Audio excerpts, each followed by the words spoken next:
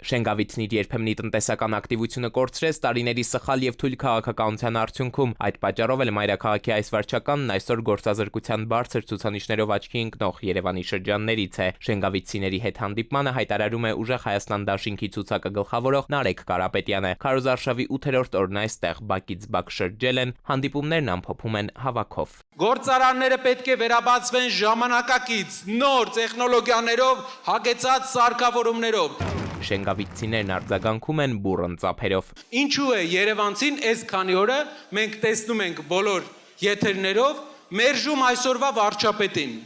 Այստեղ բոլորը հիշում են, թե դու ինչ ես ասել 5 տարի առաջ, ինչ ես ասել 10 տարի առաջ, ինչ ես ասել 20 տարի առաջ։ Երևանում դու չես կարող մի բան ասել, հետո ֆրացնել։ Որպեսզի ընտրողները հասկանան, թե Ուժեղ Հայաստանի վարչապետի թեկնածու Սամվել Կարապետյանը մեր երկիր ինչպես է փոփոխություններ բերելու, ինչ է անելու ապագայում, Նարեկ Կարապետյանն առաջարկում է նախ տեսնել այն, ինչ նա արել է անցյալում։ Ուզում եմ, որ այդ համեմատությունը մարդիկ անեն։ Կարապետյանը չունենալով որևէ պարտավորություն իր հայրենիքի համար, իր գրպանից արել է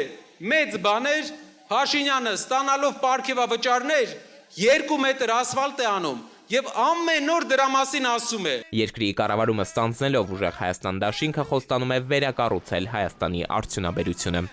Էդուարդ Պողոսյան, ժամ լրատվական։